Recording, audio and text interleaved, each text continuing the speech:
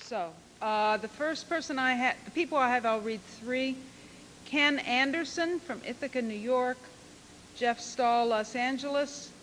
Frederick Overby, L., Newport News. These people can make their way to the mic.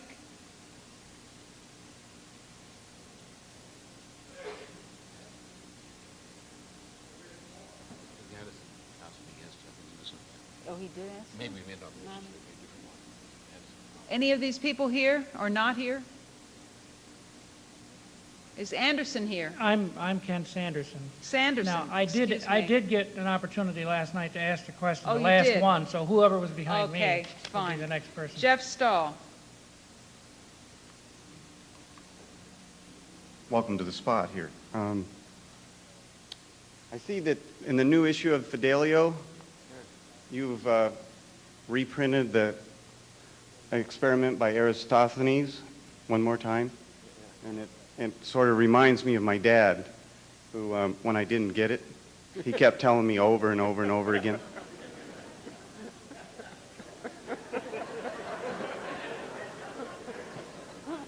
So, I've given this a lot of thought, and if I'm going to be like Aristophanes, I'm going to probably make a discovery and then line up the details, do a lot of measuring, and then I'm going to create a situation where I can set it up so somebody can see it, and then I'm going to create that, what you call, a vicious paradox that challenges people's belief structure. Yeah. And then I'm going to point at that paradox. I'm going to say, look at that. What does that mean? So we get to ask questions. And I have a question and a request. And what I want to do is set up the details and do a little measuring, and then ask you a question that you can't answer. Okay. So this week, I live in California, so we have this governor. His name is Pete Wilson. And he announced, with the stroke of a pen, that he removed 70,000 pregnant illegal aliens from getting prenatal health care. Now, what he did was that he robbed those women and their unborn babies of health care and left them on the side of the road to fend for themselves. So what Pete Wilson did was he put a price on a human life. And he told us he was going to save us $69.3 million by doing this for us. So how much does it cost to be the Good Samaritan today in California? Well, you do your math. There's 30 million of us. He's going to save us $69.3 million. So if you divide 69.3 million by 30, it comes out to $2.31. So how much does it cost to be a Good Samaritan if you look at the story in the Bible where the guy sees one on the side of the road? Well, now you have to divide the $2.31 by 70,000, because that's how many he left on the side of the road. And if you do your math, it comes out to .00033 cents. That's how much it costs to be a Good Samaritan in California. So I would ask you, because Pete Wilson put a price of .0000033 cents on a human life, what price do you put on a human life?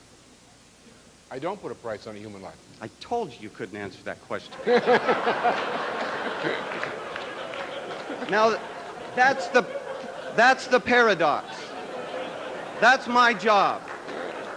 And I have to ask people in California that have kids, what kind of price they can put on their kid.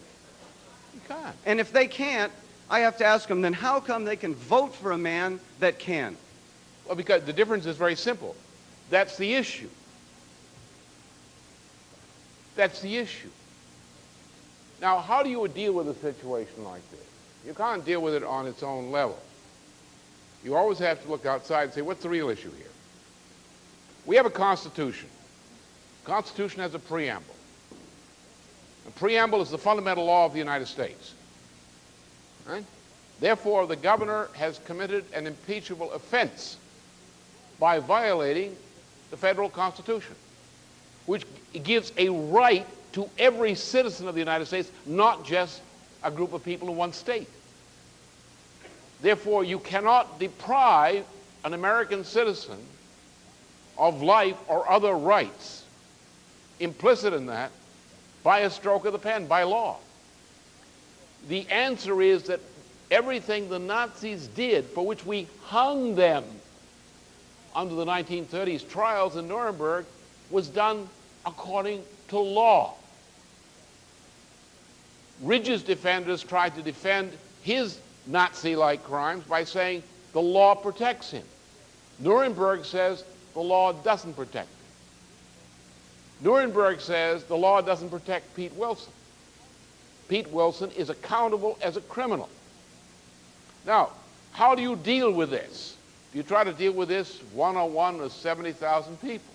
You can't do it that way. Not as, you have to do it the other way. You have to say, well, let's hurry up and get rich. Let's defeat the Republicans. Let's say truth in advertising demands we call it contract on Americans. What we have to do is to make the thing that I raised in the Ridge question. You've got to use the term Nazi. And when someone is afraid to use the word Nazi, you can't, that's name calling. See, I'm not controlled by the president. I can name call.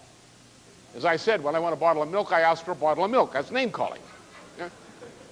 When I don't want a bottle of sour milk, I said, don't bring the sour milk. That's name calling.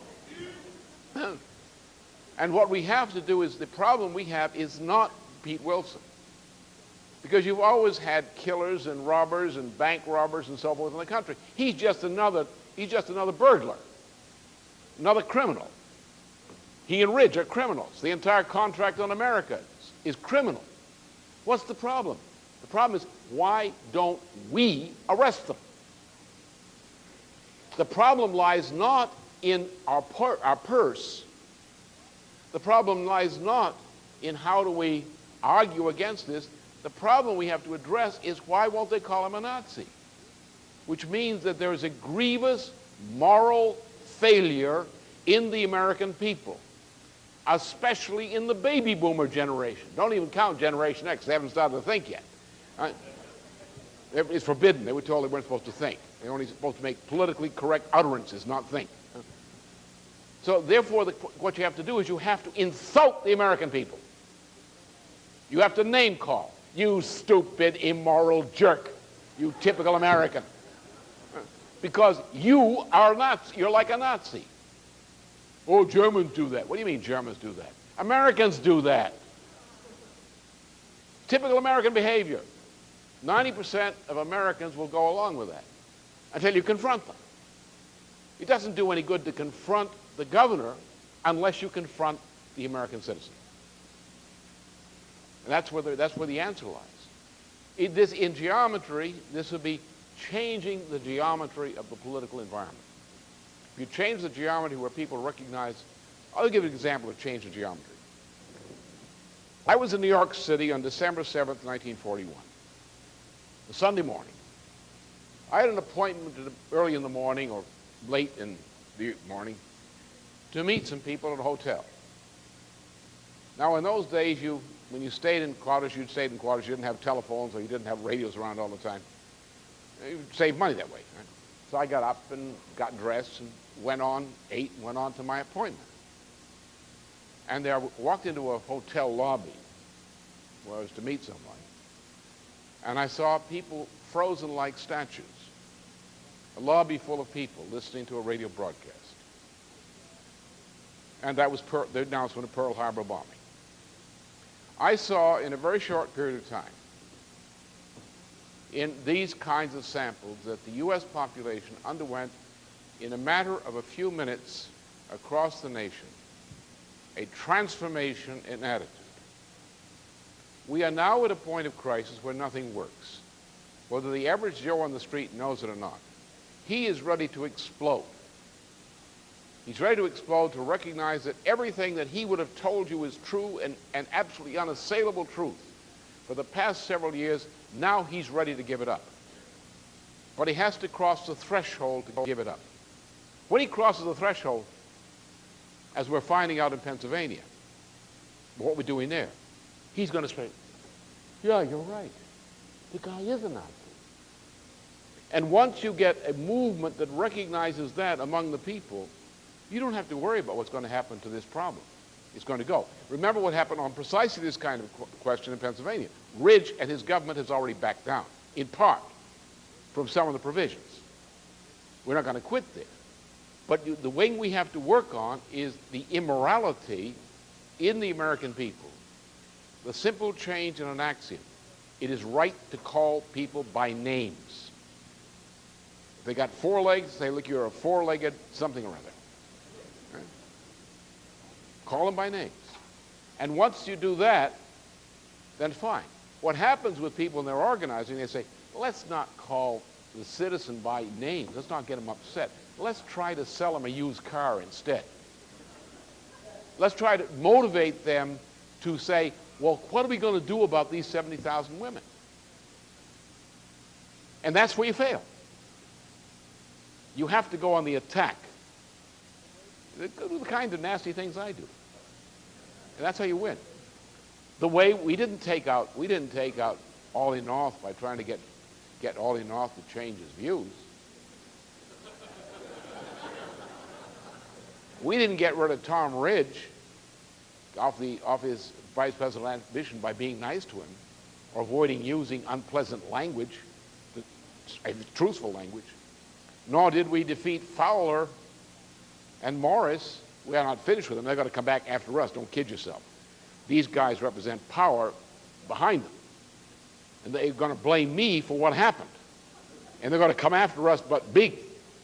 And part of the attack on the Nation of Islam in the Washington Post this morning was a reflection, a reaction to what we did to Fowler and to Morris this past week.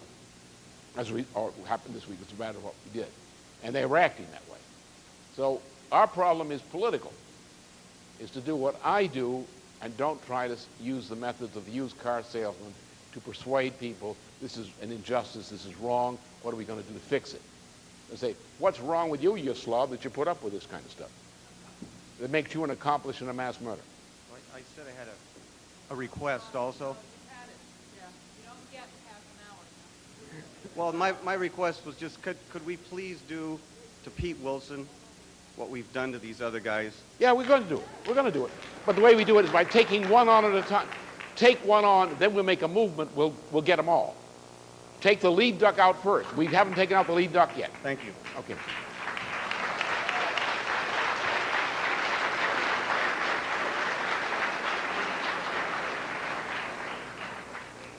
I won't try to give you a slideshow, but you should know the second leaflet we put out against Ollie North was entitled, "If you'd vote for Ollie North, you're probably too dumb to vote." So, just to...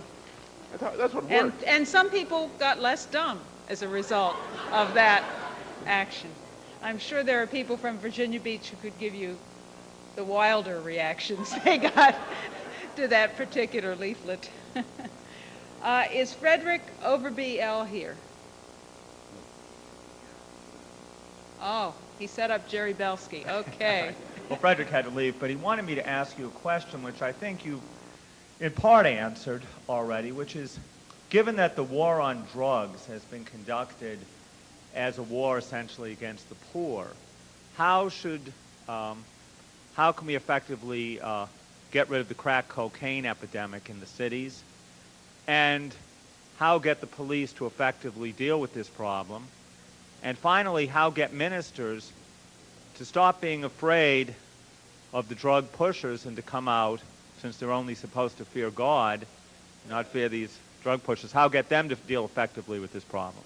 There is fear and trembling around Washington and elsewhere today because of the seemingly mysterious way that we destroyed the political future of Governor Ridge of Pennsylvania and that of Fowler, and have put Mr. Morris into a new phase where the question is, which of you two was the prostitute? And people, we are blamed for that. People haven't yet caught on to how we did what we did. That is, we set them up to set themselves up. As I said, the principle of justice. Don't go out and take revenge. Take the perpetrator and induce the perpetrator to submit to a test, which you give them the opportunity to atone and purify themselves of their crime, or at least to relent from it. But if they don't relent, their refusal is so structured that they will destroy themselves by their refusal to relent. They haven't understood that yet. But I'm telling you right now, you may not realize it, but you represent in the minds of many people who didn't think so much so some several weeks ago, before the Republican convention announcement that Ridge was not going to get the nomination. From that time, over the course of the month of August, that you are feared as a potency. So we're playing in a new dimension. And that's the way we attack this problem. We have power. It's not the power of the fist. It's not the power of money. You know that, don't you? But it's the power of ideas. It's the power of principle. The power of creative reasoning. We have the power. We know how to do it. Look, I'll go back to you. Go back to 1973. Why did the FBI inform the Communist Party, according to the FBI statement, saying that if I were eliminated, that their political problems would be solved? Why did they say that? And that was an international operation. Remember, this started in February of '73. Didn't start after Mop-Out. It started before. In January, February of 1973 in Germany. And it involved the Stasi, MI5, the FBI, and other entities, all in the same operation. Why did it done? What was so dangerous about eliminating me? Why eliminate me? How are all the problems going to be solved? Because the enemy had recognized from observing what we did, even before mop-up, in the classes which I was teaching at various places like Columbia, that I represented a dimensionality of capability which they recognize as dangerous because of this kind of business. What I'm telling you now, what we do now. This is the way to exert political power. Plato's method, the method of hypothesis. As long as we stick to the method of hypothesis, as long as we don't go running around like rats and opportunists and with political consultants telling us what to do next, and stick to our principles and do what we're supposed to do, we now are, in a sense, on a roll. Not a manic roll, but we now have power in our hands because of the nature of the world situation. And if we continue to use the right methods, we will be able to exert power. But that means you have to have restraint. You cannot be said, well, we should be fighting this battle over here. We should be fighting this battle over here. The essence of warfare, whether in shooting war or in war of ideas, is the principle of the flank. The principle of flank operates like making a scientific discovery, a principle. The military commander in war, following the principle of Carnot, who happened to be a scientific discoverer, or the principle of von Schlieffen, who describes the process in his review of military history in the famous book Kanai, The Theory of the Flank, is the commander must pick one or 2 points and concentrate the forces on one or two or more points, not a broad front. Don't dissipate your forces by spreading them to take on every enemy on a broad front of a certain type.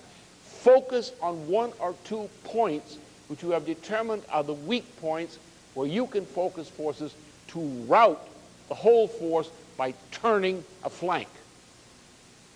It would have been wrong to go out and attack every governor who did what Ridge have done, because we wouldn't succeed in any case. Whereas if you succeed in destroying Ridge, you bring them all down. The trick is you've got to focus on a flank, and don't say, what's the project? Why don't we go after Weldon in Massachusetts? Why don't we go after this creep of Pete Wilson in California and so forth? No, mistake, typical mistake. Don't be a Marine Colonel Jarhead and send your full regiment going uphill against machine guns. Flank them. Concentrate your forces on what you discover to be the vulnerable flank that you can exploit to advantage against the enemy. You outnumber him, or you have some other factor which enables you to have assured defeat of him on that flank if you concentrate your forces. And use the victory on concentrating on one or two flanks to bring his whole forces into rout. The way that on the plains outside Arabella, Alexander the Great, having read the Anabasis of Xenophon, knew how to destroy the mass forces of the Persian Empire with a few 10,000 Greeks. You had 1 million people, auxiliaries and so forth, out on the plains of Gaugamela, outside Arbela.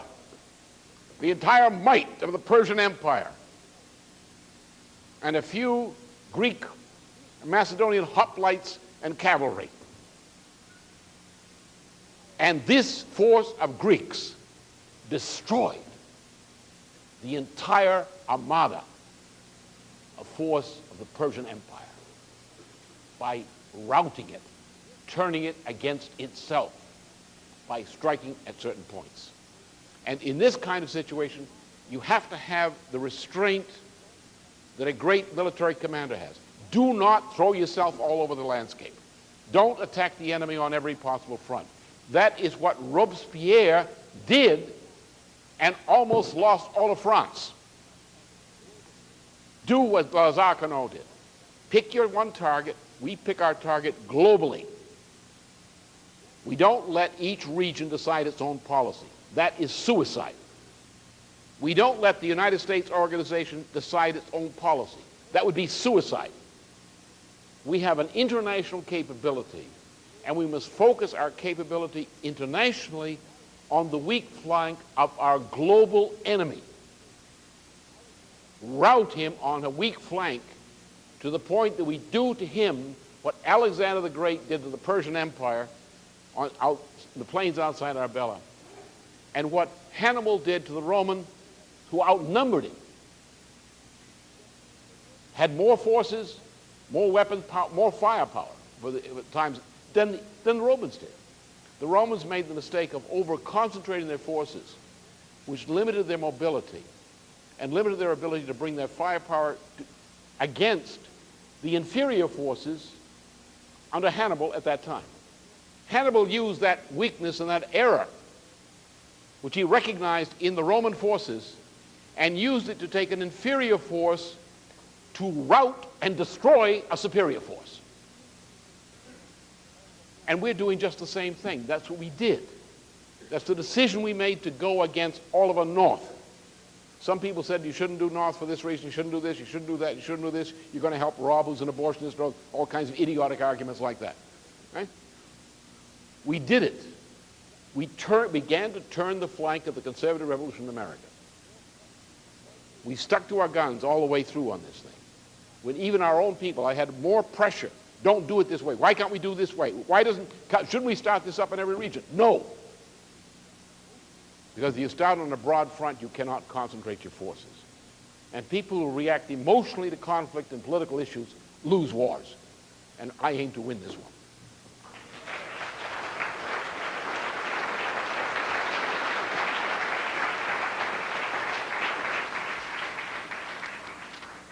Okay, the next people in line are Richard Moore of white salmon.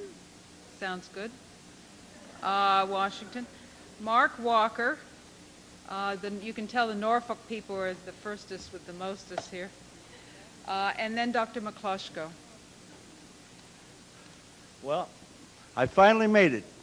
3,000 miles to come to see you, Mr. LaRouche. Glad you did.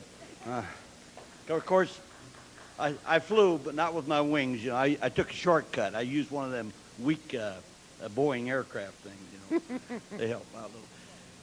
But They're going to put out a new version next year, one with feathers. I'm sorry, I didn't catch that. I said next year they're going to make a Boeing with feathers. Okay. It's called an environmentalist aircraft. Well, you've always amused me. I've been reading your literature now for about 6 months, and it's been quite an edification. I'll tell you that. Even though I've been interested, and for 45 years I've been a political activist of one type or another, fighting for lost causes. I'm one of them losers you're talking about all the time. You know? Well, you just left the status. But anyway, you see, I'm an oddball in my own party. I'm a Democratic Democrat, which aren't very many of them. If it's not done democratically, I don't really give a damn about it. You know, I think the people should have a shot at it. And my present Democratic Party is of the few and by the few. I ain't too damn sure it's not for the few. But anyway, but I want to mention this, that you and I have the same burr under our saddle. It's Don Fowler, but I understand his past history. Thank God for that. But I'm saying I just want to put a little nail in his coffin. I would like to add a little nail to his coffin and mention the fact that he turned down efforts of 30, 40 years of political and economic thinking by a poor guy like myself. Who, I mean, you know, I'm nothing much. I'm jack of all trades. I'm a semi-retired school teacher, social worker, you name it, a minor lumberjack, you name it. I've done it. Jack of all trades and master of none. All right, now the question. I need a job. Yeah. That must be the next guy on the list, You got your okay? clock back there. Very helpful people here. Anyway, to get back to the issue, what happened for the past 10 years? I made a promise to my friends, my wife. A lot of people say, "Why don't you run for president?" Yeah, I run for president. Got $10, so I have enough to get out of town on, you know. Sure. And then they shut up. They realize money runs everything.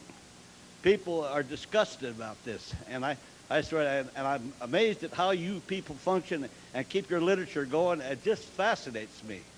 Anyway, the point is, I can't even get to the local newspapers. You understand what I mean? Anyway, to get back to the issue of being disorganized, I tried to make an effort. You know, when Jesus would go like that, people, 3,000 people, they would just keep quiet, you know, listen. When I come to talk in a crowd, everybody talks at once, you know what I mean? That's great, you know.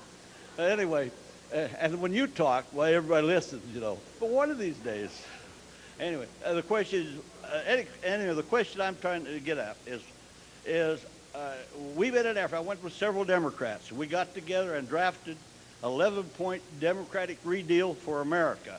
This little paper right here. All right, now, actually, about 3/4 of this is in line, and we didn't even have your consultants with us. We come to the same conclusions you did. You people have come to after 30 years of operation. But how did we do that?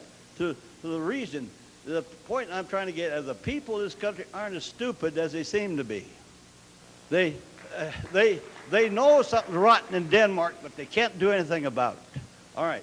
The only thing I have to contribute, and the reason I came 3,000 miles, is that I know that with your past record, that you're interested in the best mousetrap, the better idea. Well, I think in 1 or 2 points I can add to the Schiller Institute on 1 or 2 points. That's all I can say. And on the 1 or 2 points can make a lot of difference. And and I would like to have an opportunity. Would you be interested? We'll I'll tell you take the a look at history it. You can just of the pass 11-point it on. program. Just pass it on. You We'll take a can look at pass it. it on, and it will definitely get through, okay?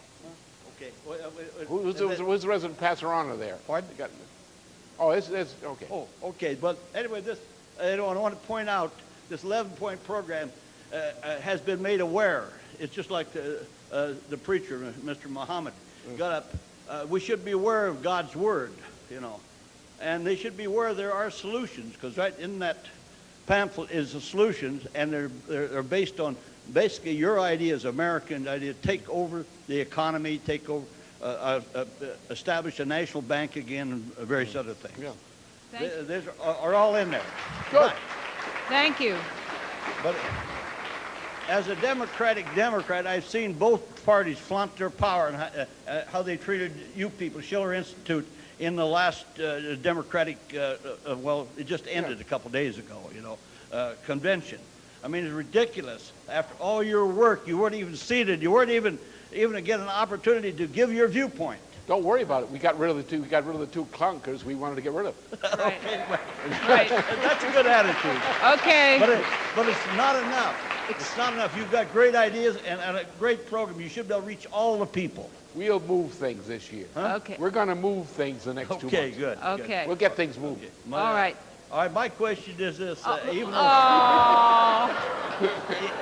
though Fowler did not understand, do you think that you could understand this 11-point program and use some parts of it if it meets your needs, or would you be willing to look at it? We'll use it if we have to chisel it into Fowler's tombstone. Okay, thank you.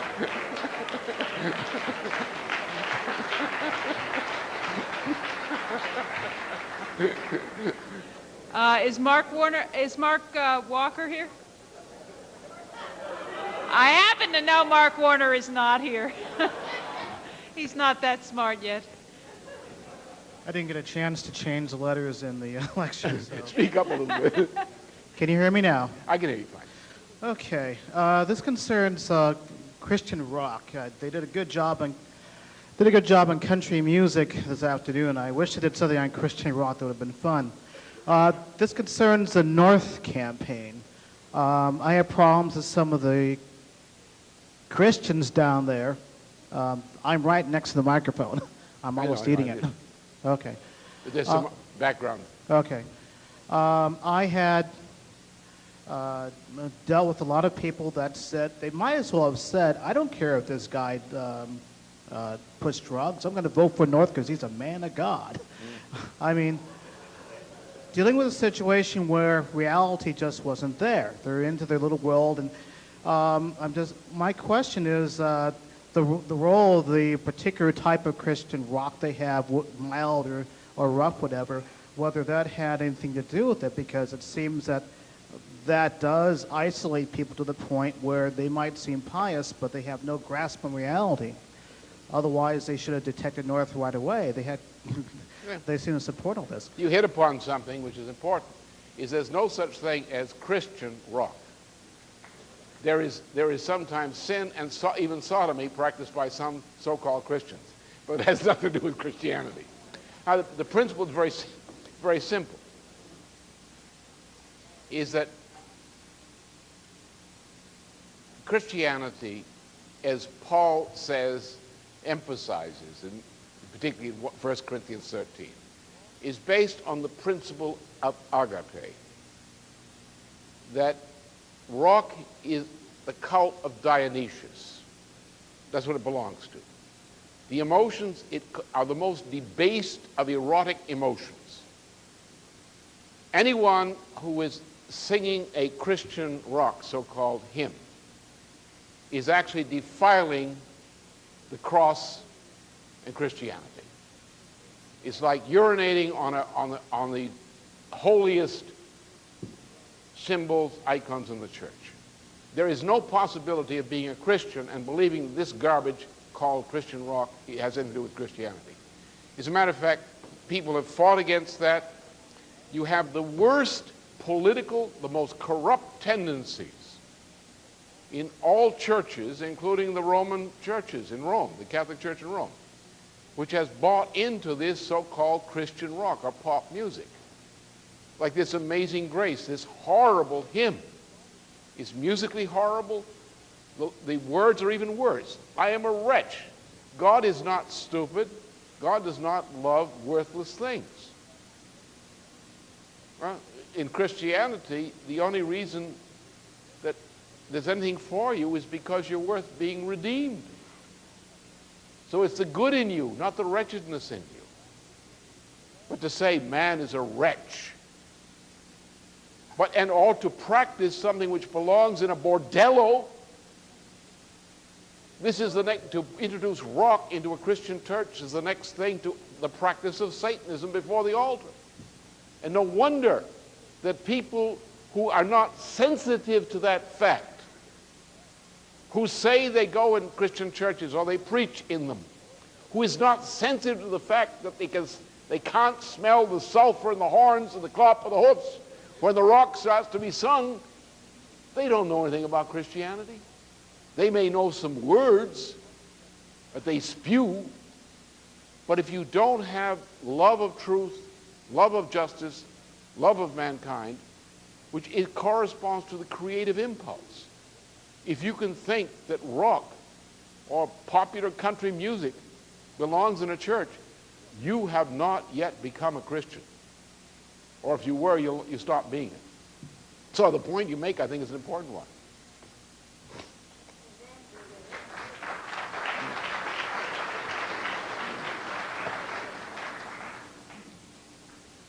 Dr. McCloskey?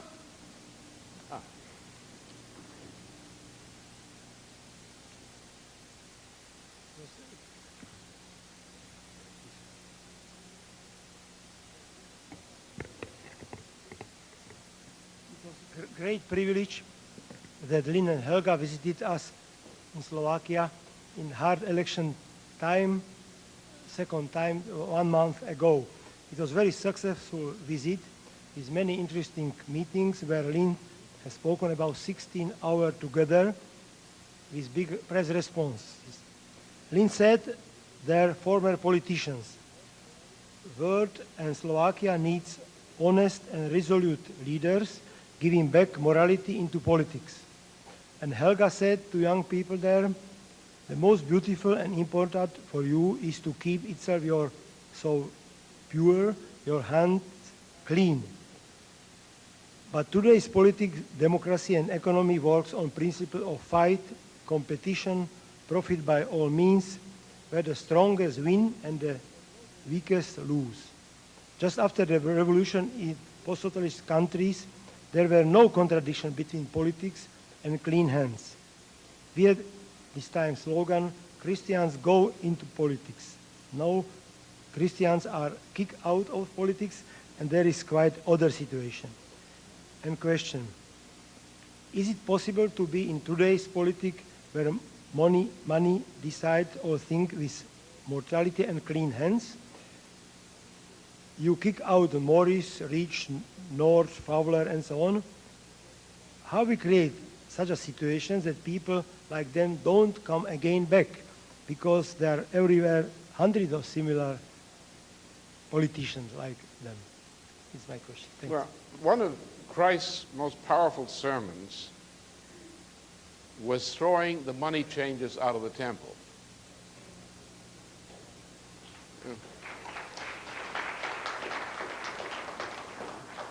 That the essence of, I think, of politics is leadership. It's intellectual and moral leadership. It is like the command of military forces. That the first thing is you get people out of the barracks. You have people sitting at home with sordid entertainments. You have women on the phone, and not only women, but also their daughters and sons, spending hours of precious money on the phone, gossiping, which is a degraded, immoral practice. And when people are in the barracks, they may shoot dice or play cards or engage in other things, or they go out looking for trouble, or they go out delivering trouble. And what you do with an army is you know the army can easily degenerate into that, and you move them. The job of the politician is to not to tell people, I want to get your money and your vote, and I'll come back and see you next year. The job of the politician is to be an active leader of people, in the sense of when something has to be said, you say it, get the word out to the people. You decide what has to be moved upon, and you move. There's always something to move on. As Dr. McCloskey knows very well, he's one of those people who likes to move things all the time. He's one of the best organizers I've seen. I've met a lot of good ones in life. But it's very simple. You become a good organizer by doing it all the time. You organize this, then you organize this, then you organize this, then you organize this. You're always organizing something. And that's a real political leader. You may do it in different ways. You may do it from an office, in a political office, by getting on the phone, calling up the key people, saying, look, we got a problem. I think we ought to move on this. And you involve the people in participation in the political process. You don't come back and say, well, I did this for you. I did this for you. I did this for you. You shouldn't have to do that. You may have to explain what you did. But the fact that you did something should be generally known to them. Why? Because you would have involved them in doing it. You say, we've got to get to work on this issue. We've got to get to work on this issue. We've got a nest of poverty out here. By looking at it, it's making me sick. What do you think about it? I think it's what we ought to move on this time. Or we've got a school that's no good. We've got to do something about teaching and so forth in this school. So a politician at any level is always a leader in the sense of an organizer. By some means is getting people moving, getting them out of the houses, getting out of the gossip sessions, out of the backyard parking lot discussions and so forth, and getting them to work on organizing society. They say, well, I'm tired. They say, look, you'll have plenty of time to rest after you're dead. Come on, keep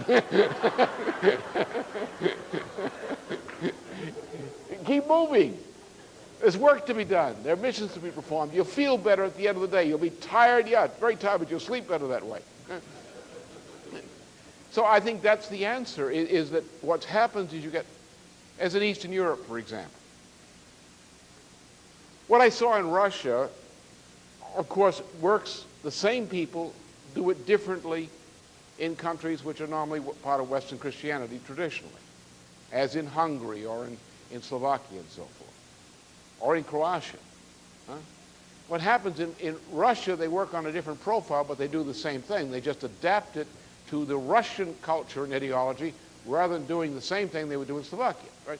For example, in Slovakia, the International Republican Institute would go in and try to find out the Christian opposition to communism and come out and say, now we're going to give you Western ideology, what they did to the Polish, how they destroyed Poland.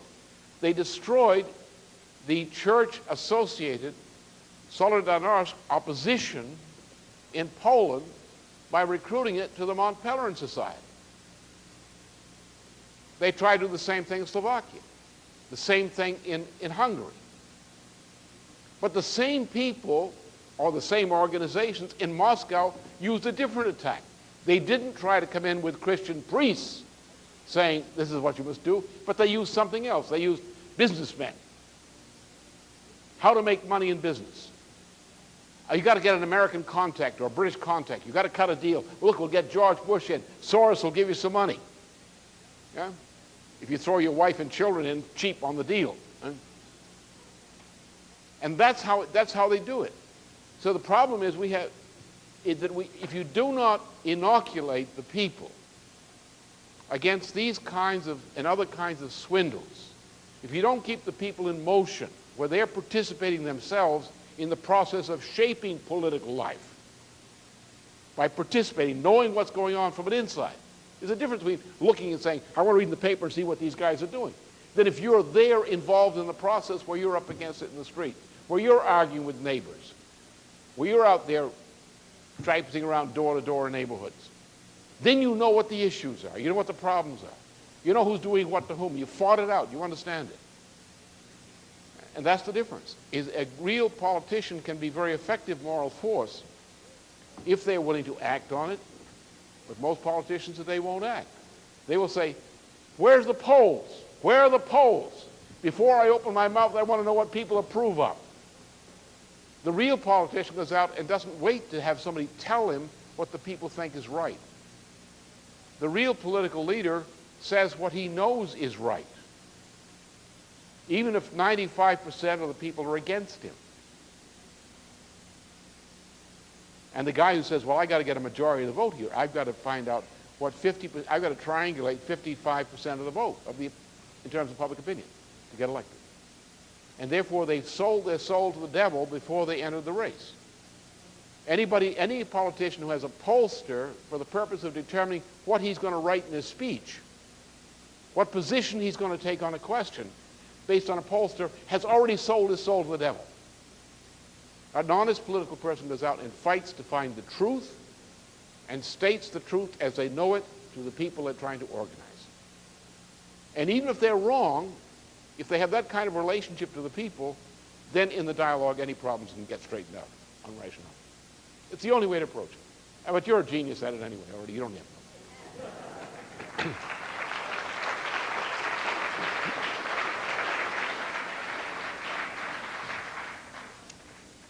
All right, we have Thelma Barros from Boston, and then a couple people from Nigeria. I don't know if they're still here.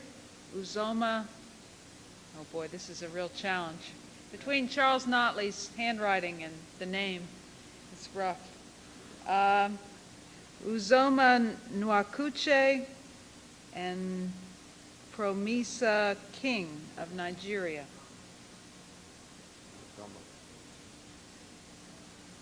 Promise King. Are any of these people here? Starting with Thelma Barros. Oh, good. Good evening. I'm from Boston, Massachusetts, and my issue is the economics around the housing issues. I'd like to see that become an agenda on the political campaign before the election. In 2 months, there's going to be millions of families out in the street pertaining that the Section 8 will be running out, it will be gone. And I'd like to know, where is it going to stand on the electrical election this year, and how are we going to prevent it? Now, I know that your institution has played an instrumental role in Boston, Massachusetts, because we are in a crisis right now in Boston, Massachusetts. I, for one, is a resident that's living in the housing development that is at a crisis. And what side of the fence are we going to be on when there's millions of people and millions of dollars have been allocated to Massachusetts for affordable housing, and those same millions of dollars are destroying the housing right now? And I like to say, like you said, name people. Henry Cincinnati, where is he standing, considering that he was the man that had allocated the money to come into the neighborhoods for affordable housing? There was $19 million allocated for cosmetic repairs, and then again, $86 million went into developers' pockets for pure profit. Now, this has to get out into the neighborhoods and into the community and into the government, particularly in the White House and in the urban housing development. Okay. Well, first of all, next new Fed issue this week is going to have a feature on the housing question, on this matter. Okay. Number two, the way we should do this is treat this as an election issue. Now, the key, we've got a good case in Boston because we've got it well documented, right, particularly in this one project. We also know the case of the vault operation in Boston, which is well, which makes it doubly fun. Right? Now, what we have to do, we have the same problem around the country.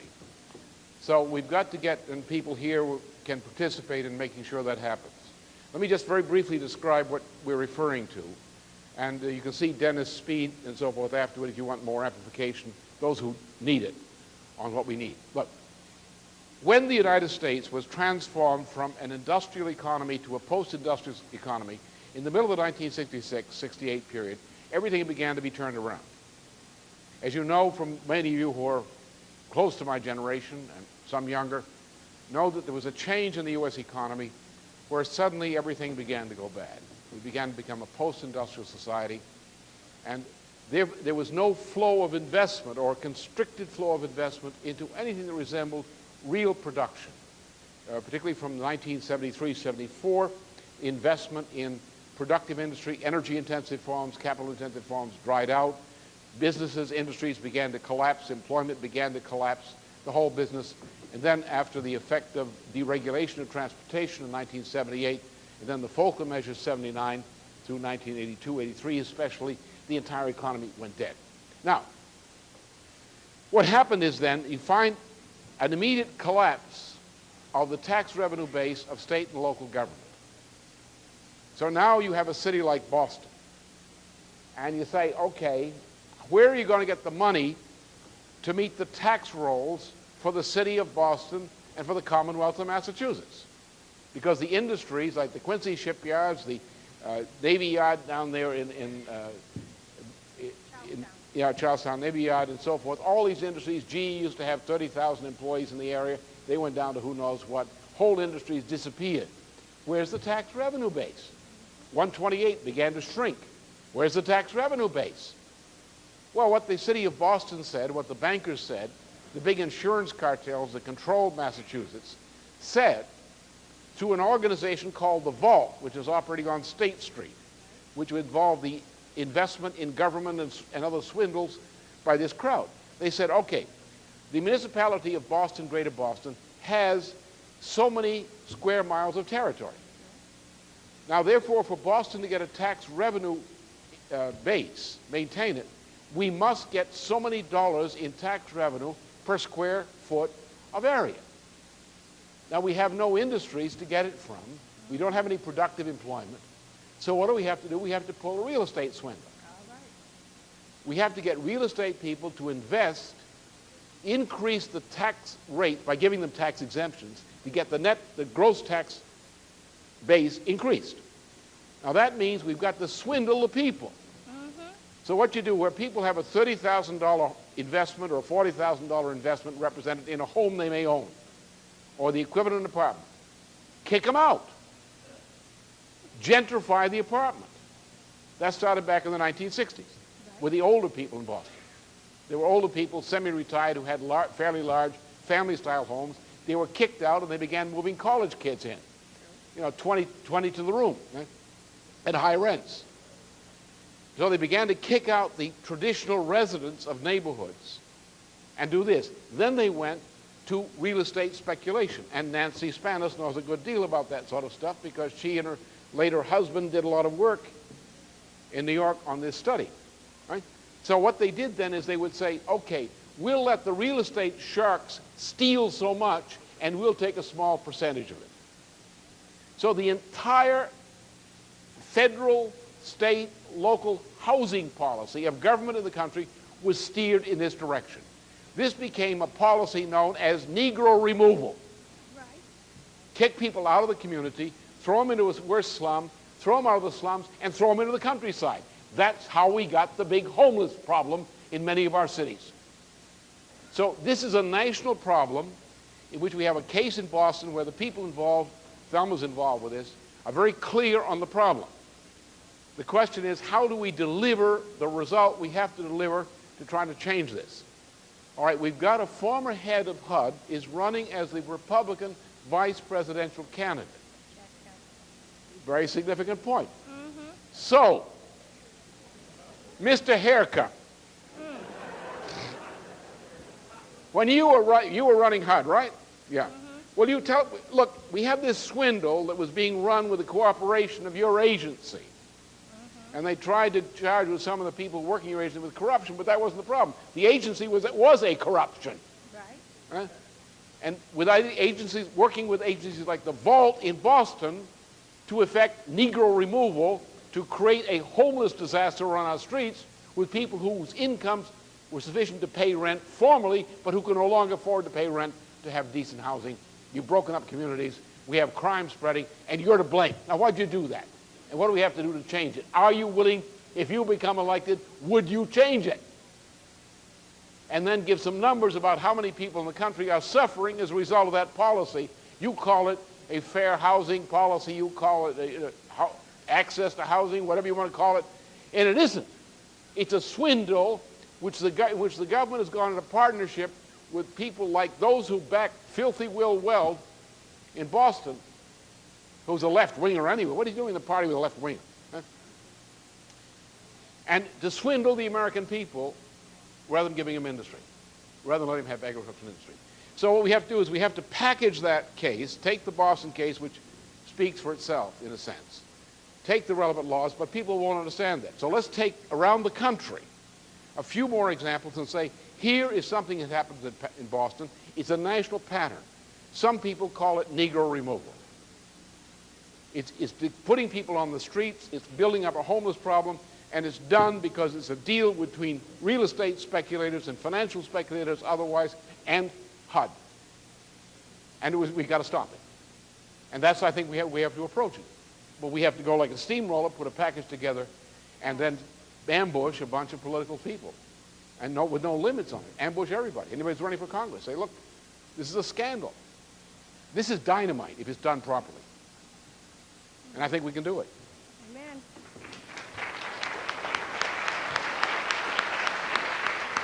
See her. A couple announcements. If you have left anything with security, please pick it up at the end of this panel outside the meeting room at the metal detectors. Then also, just to repeat, individuals staying in the hotel who are attending tomorrow's business meeting, which will be at 11, should check out before that meeting. And people staying for the cadre school, which is between Tuesday and Thursday, should hook up with their hosts as soon as possible. If you don't know who your host is, speak with Pat Salisbury. The next question is the gentleman from Nigeria. Mr. LaRouche, sir, it is a great honor for me to address you tonight. Nigeria, as you know, of a country of about 100 million people. I'm not sure of the statistics, but it would appear that at least 4 to 5, every 4 to 5 black people in the world is a Nigerian. And the problem in Nigeria is obvious. My family has been involved since after the war with infrastructure development. We have a concrete manufacturing factory. And everything was going well until the 80s when the IMF started the devaluation of the currency. And we saw our production capacity go down from 80% to almost less than 20%. But something is happening right now which seems to be offering some sort of hope to the country, because the current military leader of Nigeria is, in a way, saying no to IMF. The country needs the country needs Schiller Institute. The country needs your ideas desperately at this time. We need to inform, to disseminate information to the country. In 1998, there will be hopefully a handover of government with a general election. And we are hoping that that wouldn't draw the country back to the control of British government through the IMF and the World Bank. This is more of a comment and a question. Is there a strategy? And I know that a lot of information is in place in Nigeria and educating people, but within Nigeria, is there a strategy to disseminate more information because of the strategical position which this great country, Nigeria, holds in the world today? Well, the problem is this, that the problem of Nigeria is twofold. As you indicate, there's an internal problem, development problem, because there's been a great demoralization among the people of Nigeria because of the lack of spread of development. That is, and because Nigeria is a country which is victimized by a long period of British colonial occupation.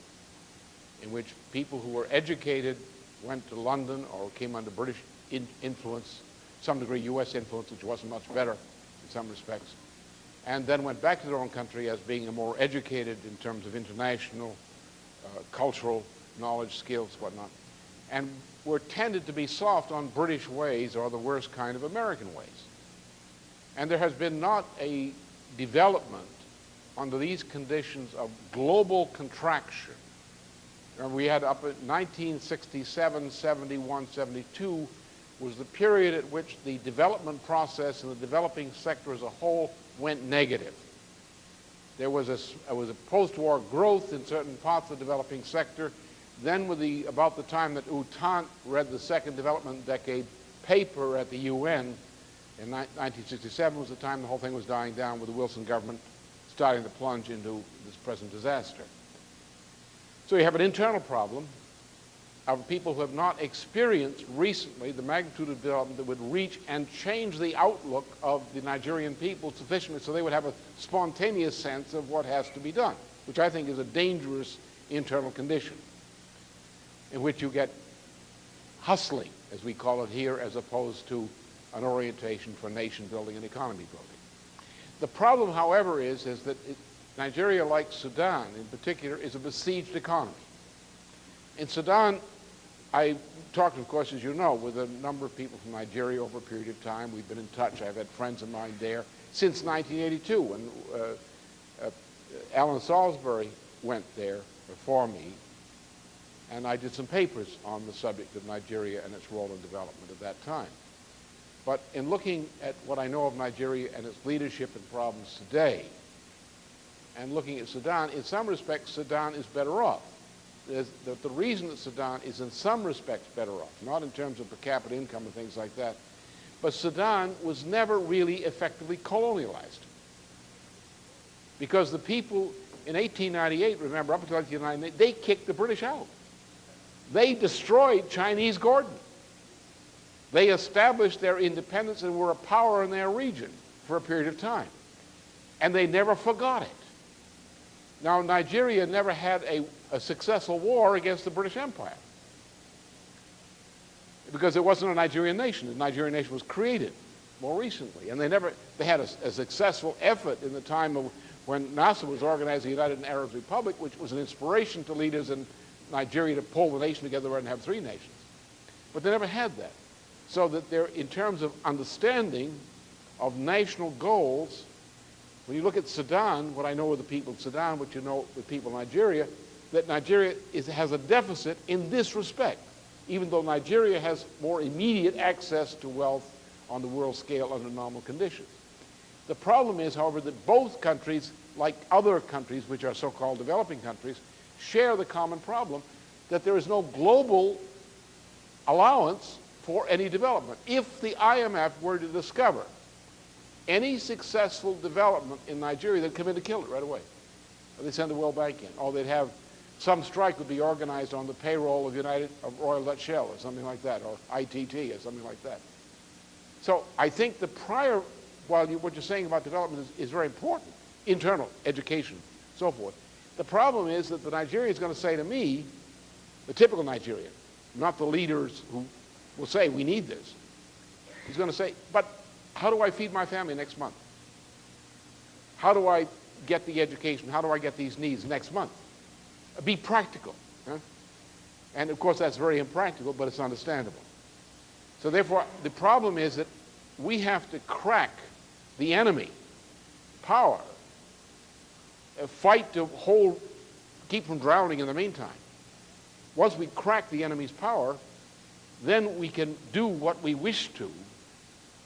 And that time it'd be possible to say, well, we got our country now, we can do things, so we're going to start doing them.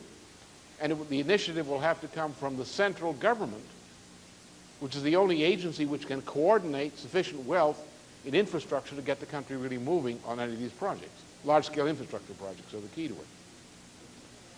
However, we don't have to be pessimistic and say, hold off, forget practical ideas, hold off until the better season comes. Because the time for change is now.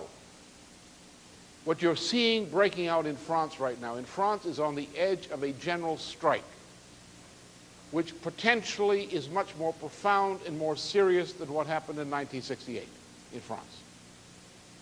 It's organic. It's throughout the country. It's not limited to a certain section, the student and so forth, section of the population. This situation in France is typical of the situation around the world. The reason that we are able to do what we're able to do politically in the United States today, the reason we were able to knock off North, the reason we were able to set up Fowler to destroy himself and Dick Morris to destroy himself and Ridge to destroy himself, is a reflection of a new condition in the United States itself as well as worldwide.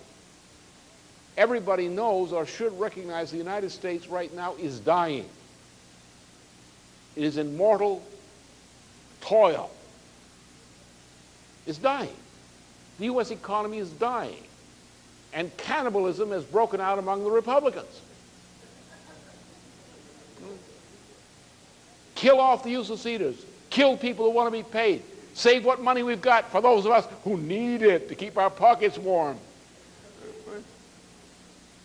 And so we're in a time when the entire global shebang is about to blow up. We're about to go into a long dark age in which either most of the human race dies off or we escape the dark age and establish an order.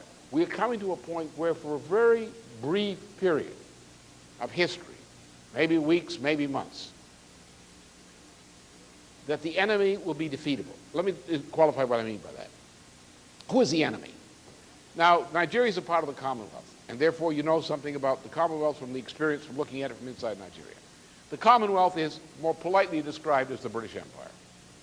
The British Empire never left. It simply turned over the costs of management to local employees while keeping a mortgage on the place in the form of things like Royal Dutch Shell, British Petroleum, these kinds of things, ITT, what. So the way the British Empire functions is like the Persian host. Inside the Persian host, you had an inner core of fighters who were called the immortals. These were the sons and daughters of leading Persian families, generally oligarchical families, whose sons and daughters would take up a military profession as the Achaemenid fighters, corps. But the Persian Empire had a limited number of the so-called immortals with their basket-work shields. Most of the Persian Empire was composed of a host of auxiliaries, of like Napoleon's horde marching into Russia in 1812. An army of, not French, but mercenaries, auxiliaries. The power of the British at the core, they're very powerful at the core. Very tough at the core. Of course, you got a lot of laws and goofs and so forth around there, but you got a few inner core who really knows what's going on. They're dangerous. But like the Persian Empire, the British Empire is a Babylonian host, ruled by the whore of Babylon, reincarnated in the form of the mad cow who sits on the throne over there. So therefore, when you get into a period where all of these auxiliaries, admirers in the financial community, and you got to see these goofballs that run the trust funds in New York City these days, they're absolute goofballs. Read the Wall Street Journal. There isn't a brain in the joint. They're all babbling idiots. So, but the British depend upon their auxiliaries. There are auxiliaries in every country. The prostitutes who are owned by the British, who suck up to the British, who would think the greatest thing in the world to stand within 6 meters of the Queen. All you have to do is go to New York City. You can stand in the midst of all the queens you want to.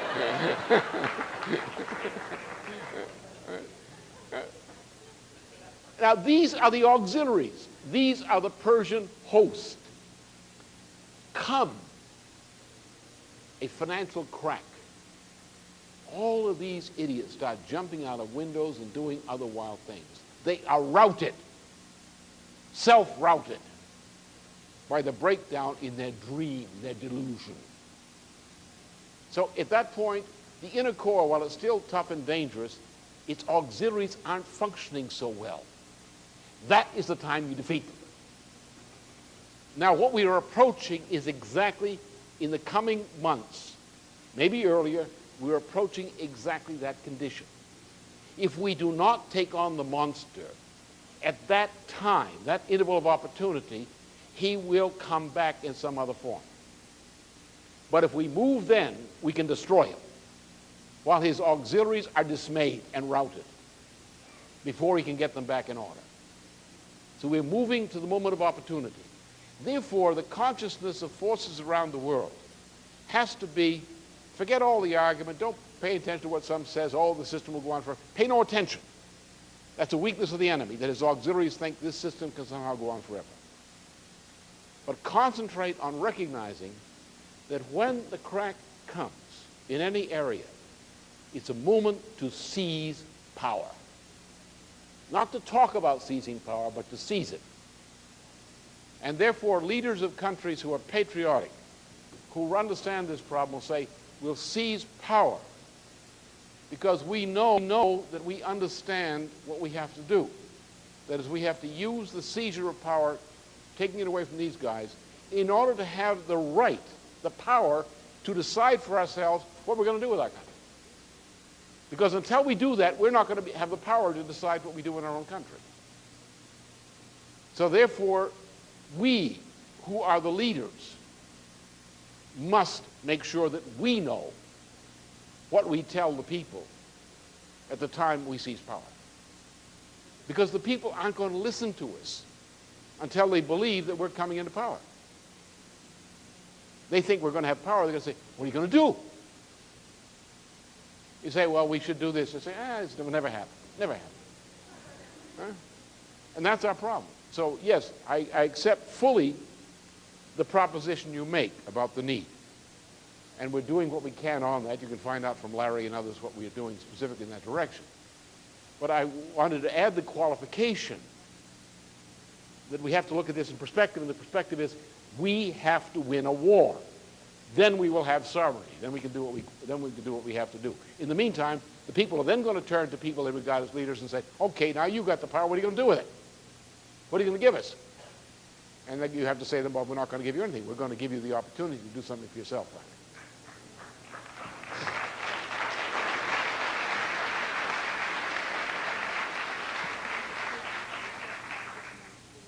Right. Yes, right. I think we're going to have to. Anyway. Okay. Go ahead, sir. Good evening, ladies and gentlemen. I am here to thank this institute on behalf of well-meaning Nigerians. I want to personally thank Mr. LaRouche for his courage, his character, his confidence, and for his energy. I am in Nigeria who is concerned about my nation. Because of that vision, I have seen that Schiller Institute genuinely cared about my nation. When everyone else looked away, Schiller Institute was there for Nigeria. We've been raped, dehumanized, debased, and dastardized by the British missionaries. We're still being raped at the moment, but too bad they're using condoms now.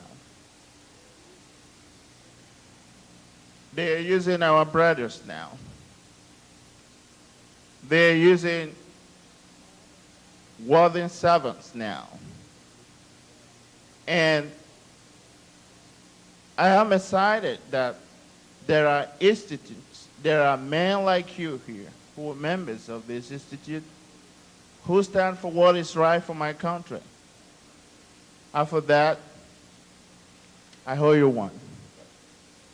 My question is, I don't want to take much of your time, is how will you assess American U.S. policy towards Nigeria. Because for years I have been in this country as a reporter for one of their local newspapers. I have seen the hypocrisy and the unrealistic approach to development. I simply don't understand how you will assess U.S. policy towards Nigeria. Thank you. Okay. On the question of U.S. policy to Nigeria, you have to realize we're a divided country. We have patriots and traitors in our country. And since 1901, as you saw today in the presentation by the Tarpley Traveling Tavern Players with marching band, that there was not only a Confederate treason in this country, and Tony Chaikin has written a good deal about treason in the United States. Matter of fact, he is actually sort of the recording angel on this question. His little career he's picked up. But since 1901, with the assassination of McKinley, power fell into the hands of traitors, who were the same thing as the powerful financier oligarchy of the nation, which is practically an extension of the British monarchy, or the British financier oligarchy, same thing. So therefore, we are a nation which, when I came back from military service at the end of the war, this was a nation which knew that the British were our enemy. The British Empire should be destroyed. The British way of doing business, which we call free trade or Adam Smith, was immoral. That was the understanding of the majority of Americans when I came back from service, in their optimistic mood. That is the American intellectual tradition, as Kissinger likes to refer to it and say he's trying to destroy it.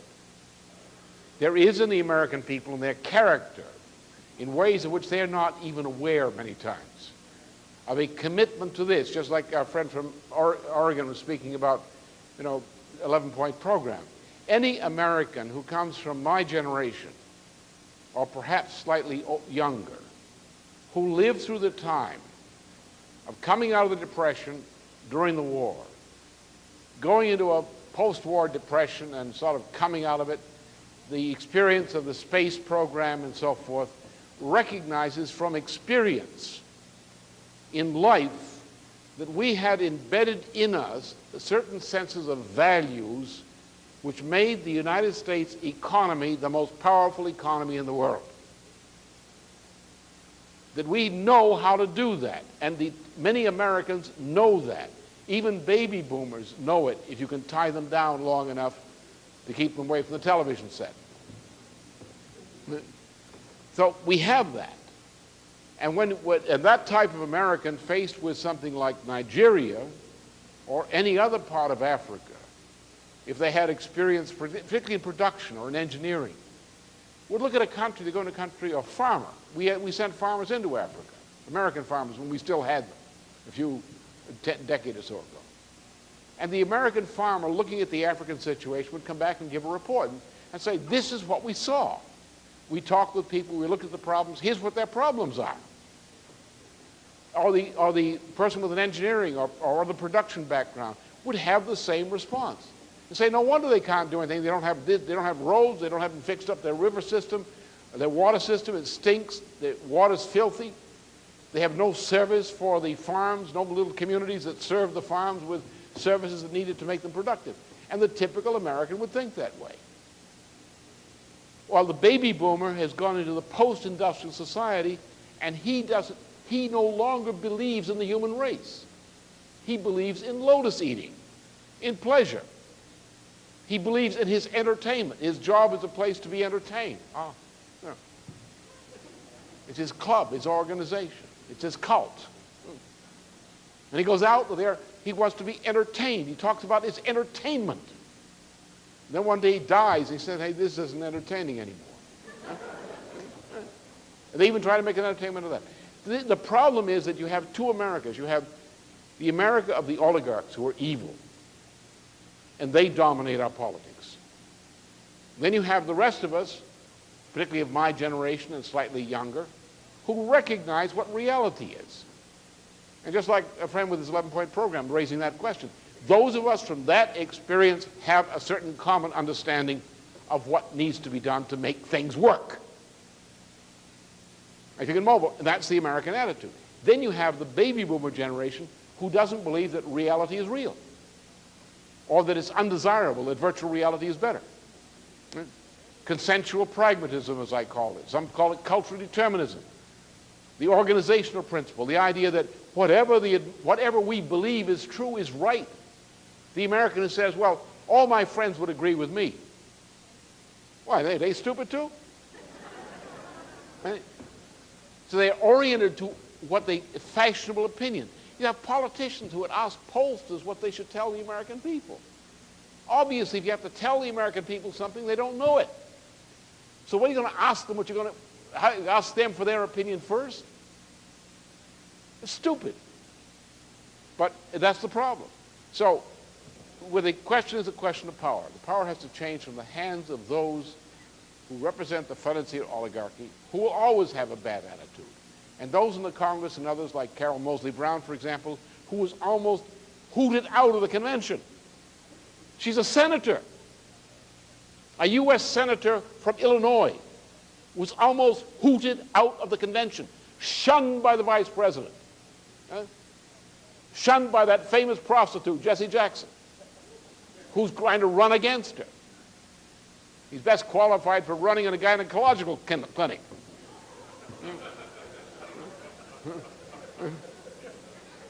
And she went to Nigeria, looked at the conditions, came to certain conclusions. She's an intelligent woman. And when she said the truth, Gore shunned her. They left her on the street without transportation. They wouldn't even take her to her next destination. She was treated like a pariah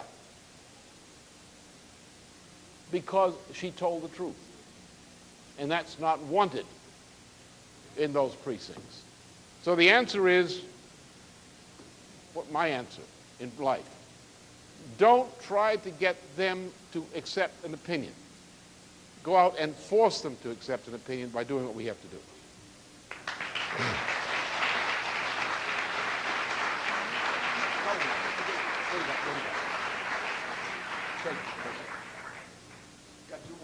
We're going to take two more, and that's it for this evening. Make sure that if you left anything with security, you pick it up, and that you get in touch with people who are going to host you at the Cadre School. So the last two people are Mark Jeffers of Baltimore and Ann Buffing-Sydenham. I probably massacred that, I'm sorry, from Battle Creek. Ann from Battle Creek, Michigan. Are either of those people here? Name Charles Notley for spelling. Who? Okay.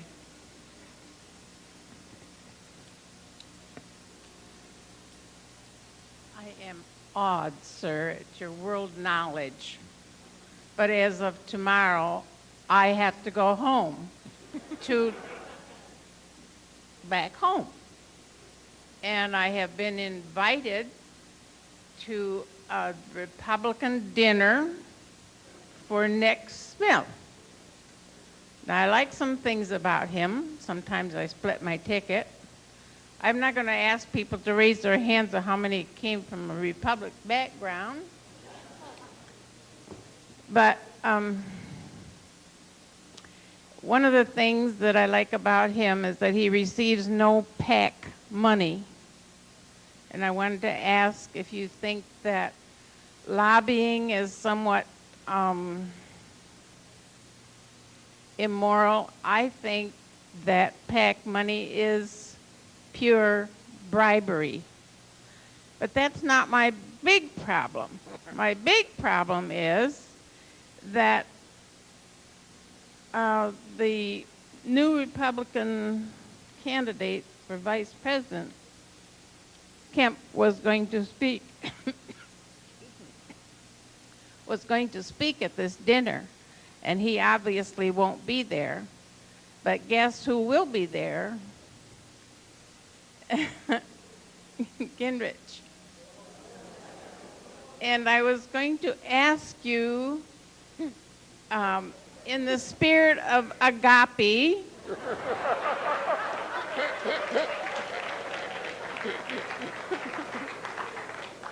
what dynamic questions I can ask him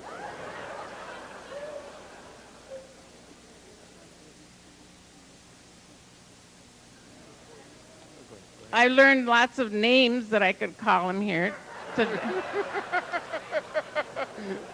Bottle of sour milk. But I didn't know if that was exactly the right thing to do. Then other things you said, perhaps I just better shut up and sit down at the dinner and let you take care and cremate him some other way. You're going to say about Smith? What? What about Smith? This calls the teabag cushion. Okay. Well, the problem is, I think, with Smith, you may have a better case with Smith than Gingrich. I can't even be sure I've never been quite sure which end of his body he pulls the trousers up on. But in the case, I don't know Mr. Smith, but I understand he's for privatization of Social Security. And to me, that's a no-no. All right. So that's a no-no. Why not go back? Why don't we recognize that years ago, we are not able to pay now what we used to afford 30 years ago, 25 years ago? Did it occur to him that perhaps maybe deregulation of transportation, the FOCA measures, Kemp Roth, Garn St. Germain, and so forth, and Graham-Rudman might have done this to us, or derivative speculation might have done to it, and maybe instead of trying to adapt by destroying essential structure of American society, wouldn't it be better to look at the time when we still had a successful economy, back, say, 1966, and find out what we'd done in the past 30 years which lessened the percentile of the labor force which had skilled industrial employment, which destroyed the literacy of high school and university graduates, where a university graduate today is less literate than a typical high school graduate 30 years ago. And maybe instead of coming up with all these gimmicks to plow more money into Wall Street and some of these other things, maybe we should balance the budget by increasing the tax revenue base by investing in industry and agriculture and modern technology, the kinds of things we used to do that made us successful, rather than investing in gambling in a speculative derivatives market which is about to blow up. I think that's the key question, however you formulate it. And dealing with a Republican, you can only shame them. I mean, what are you going to say to them? Didn't you think that this used to be a great country? Don't you think the party of Lincoln ought to stick to the principles of Lincoln? Don't you think we ought to be an agro-industrial power and invest in infrastructure the way Lincoln did?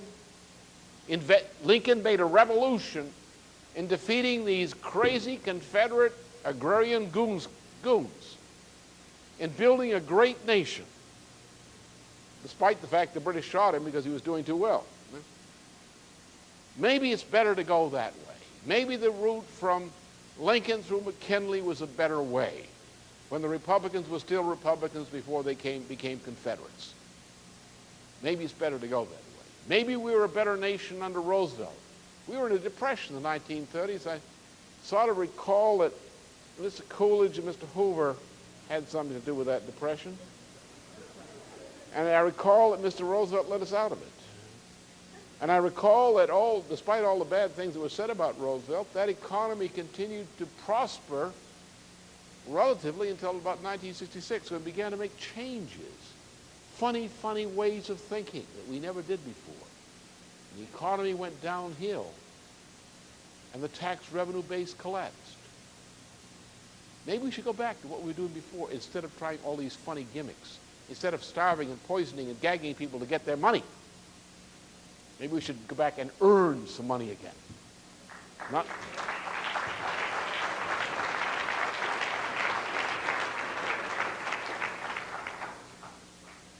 Okay, I declare this open conference closed. Those at the business meeting will arrive here before 11 o'clock tomorrow. Thank you all very much.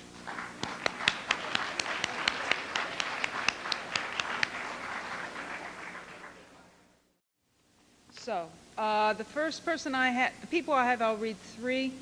Ken Anderson from Ithaca, New York. Jeff Stahl, Los Angeles.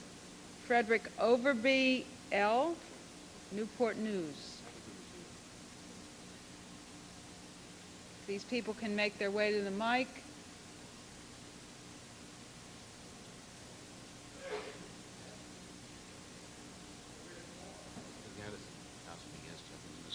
Oh, he did ask? Maybe we may not. Any of these people here or not here? Is Anderson here? I'm Ken Sanderson. Sanderson. Now, I did get an opportunity last night to ask the question, Oh, the you last did? one, so whoever was behind me Okay, would fine. be the next person. Jeff Stahl. Welcome to the spot here. I see that in the new issue of Fidelio, you've reprinted the experiment by Aristophanes one more time, and it sort of reminds me of my dad, who, when I didn't get it, he kept telling me over and over and over again.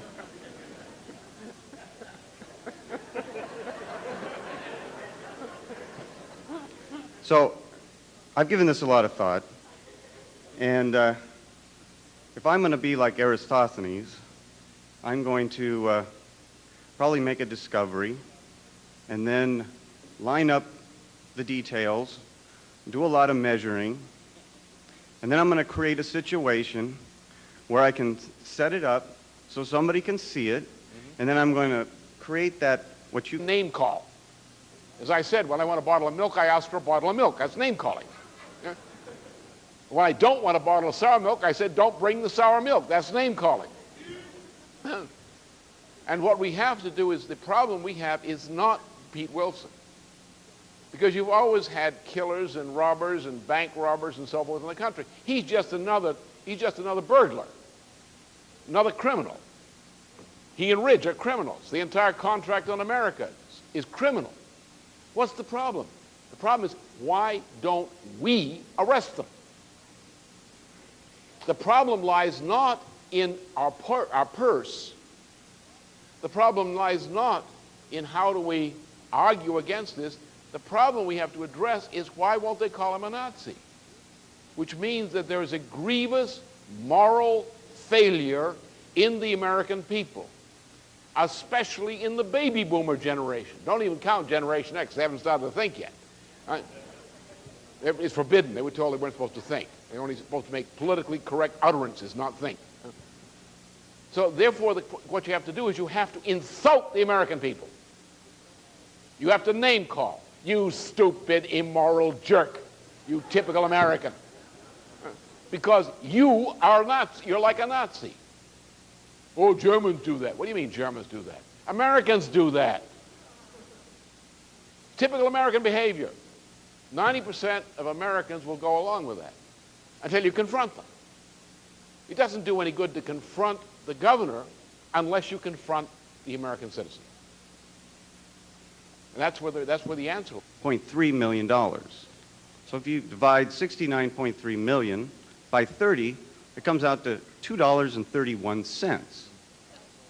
So how much does it cost to be a good Samaritan if you look at the story in the Bible where the guy sees one on the side of the road? Well, now you have to divide the $2.31 by 70,000, because that's how many he left on the side of the road. And if you do your math, it comes out to $0.00033 cents.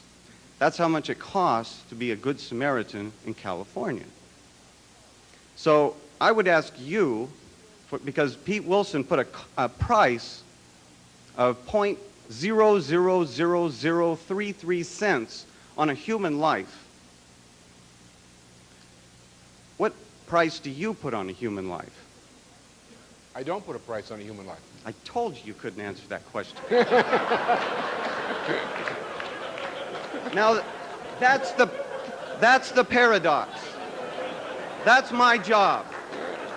And I have to ask people in California that have kids what kind of price they can put on their kid. You can't. And if they can't, I have to ask them, then how come they can vote for a man that can? Well, because the difference is very simple. That's the issue. That's the issue. Now, how do you deal with a situation like this? You can't deal with it on its own level. You always have to look outside and say, what's the real issue here? We have a Constitution. The Constitution has a preamble. A preamble is the fundamental law of the United States. Right? Therefore, the governor has committed an impeachable offense by violating the federal Constitution, which gives a right to every citizen of the United States, not just a group of people in one state. Therefore, you cannot deprive an American citizen of life or other rights implicit in that by a stroke of the pen, by law. The answer is that everything the Nazis did, for which we hung them under the 1930s trials in Nuremberg, was done according to law. Ridge's defenders tried to defend his Nazi-like crimes by saying the law protects him. Nuremberg says the law doesn't protect him. Nuremberg says the law doesn't protect Pete Wilson. Pete Wilson is accountable as a criminal. Now, how do you deal with this? Do you try to deal with this one-on-one with 70,000 people? You can't do it that way. Not as, you have to do it the other way. You have to say, well, let's hurry up and get rich. Let's defeat the Republicans. Let's say truth in advertising demands we call it contract on Americans. What we have to do is to make the thing that I raised in the Ridge question. You've got to use the term Nazi. And when someone is afraid to use the word Nazi, you can't, that's name calling. See, I'm not controlled by the president. I can call a vicious paradox that challenges people's belief structure. Yeah. And then I'm going to point at that paradox. I'm going to say, look at that. What does that mean? So we get to ask questions. And I have a question and a request. And what I want to do is set up the details and do a little measuring and then ask you a question that you can't answer. Okay. So this week, I live in California, so we have this governor. His name is Pete Wilson. And he announced, with the stroke of a pen, that he removed 70,000 pregnant illegal aliens from getting prenatal health care. Now, what he did was that he robbed those women and their unborn babies of health care and left them on the side of the road to fend for themselves. So what Pete Wilson did was he put a price on a human life. And he told us he was going to save us $69.3 million by doing this for us. So how much does it cost to be the Good Samaritan today in California? Well, you do your math. There's 30 million of us. He's going to save us $69